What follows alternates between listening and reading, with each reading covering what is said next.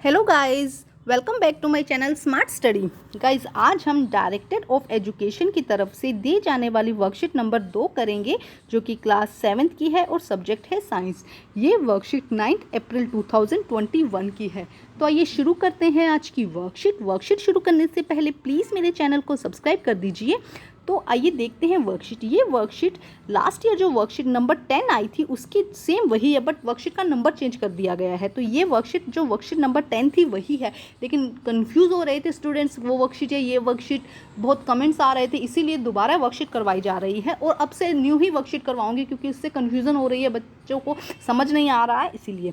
तो आइए देखते हैं आज की worksheet. Photosynthesis, autotrophic nutrition, the mode of nutrition in which an organism prepare its own food, it's called autotrophic nutrition. For example, green plant to do autotrophs nutrition.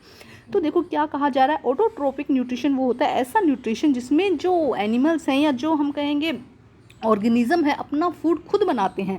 The mode of nutrition, ऐसा nutrition का mode जिसमें organism अपना food खुद बनाते हैं, उस mode को हम क्या कहते हैं, ऑटोट्रोपिक न्यूट्रिशन। जैसे कि जितने भी ग्रीन प्लांट्स हैं, जो प्लांट्स हैं वो क्या करते हैं, अपना फूड खुद बनाते हैं, तो उसे हम क्या कहा जाता है, उसे कहा जाता है ऑटोट्रोपिक न्यूट्रिशन।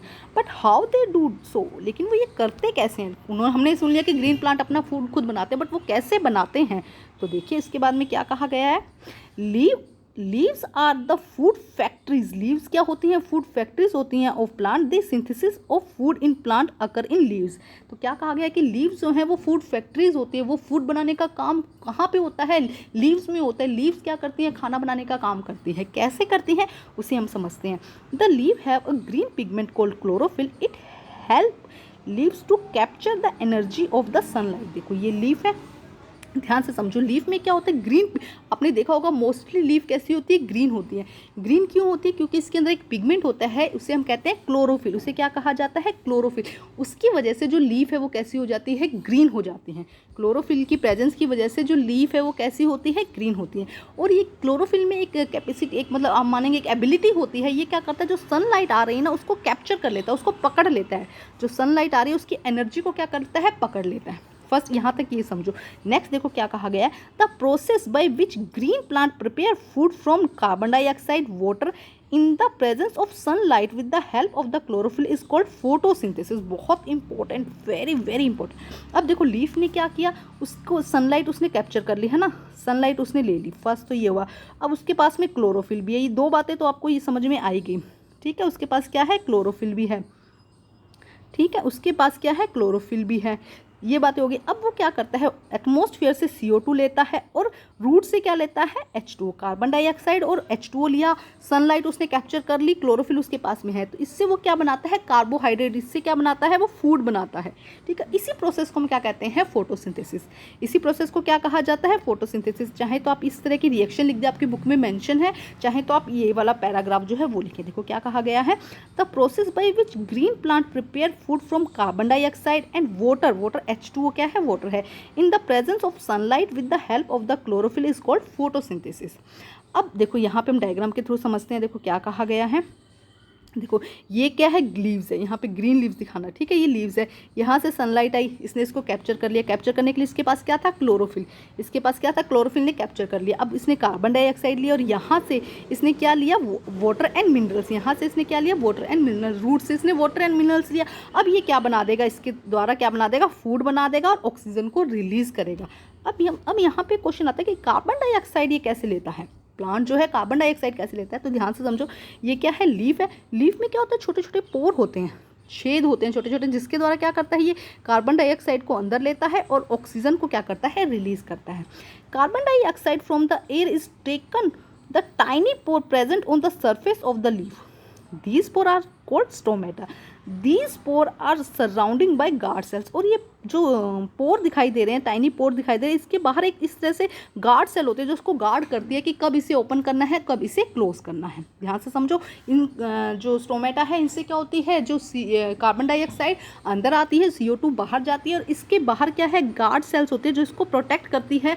इसको कब गार्ड करते हैं, मतलब इसको कब बंद करना है, इन पोर को कब खोलना है, इसके बारे में बताते हैं। तो डायग्राम भी बहुत इंपॉर्टेंट है।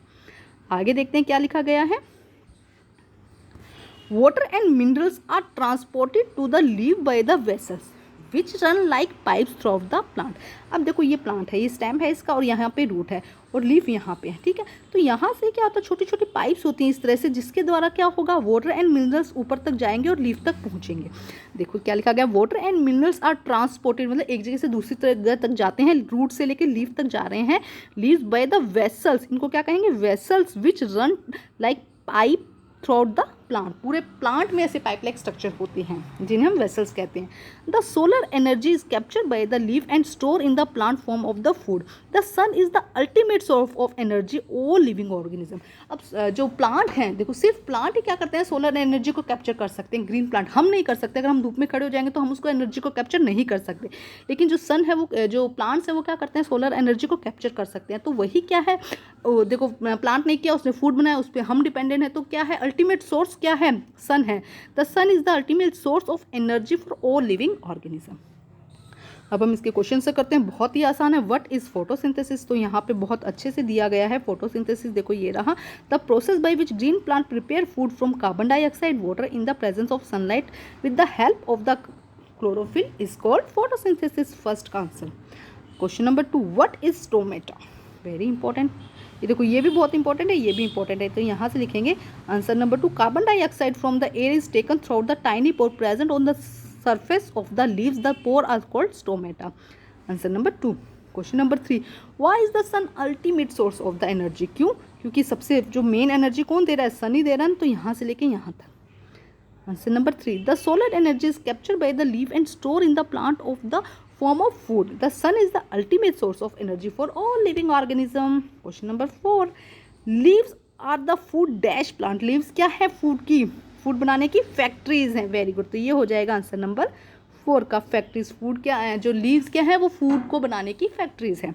तो आज की वर्कशीट कंप्लीट होती है। हालांकि वर्कशीट दोनों सेम है, लेकिन कंफ्यूजन ना हो इसलिए बना दी गई है। तो वर्कशीट करिए कंप्लीट, अपनी टीचर से चेक कराइए और प्लीज़ मेरे चैनल के साथ बने रहिए। मेरे चैनल को लाइक कीजिए, सब्सक्राइब कीजिए और शेयर कीजिए। Thank you.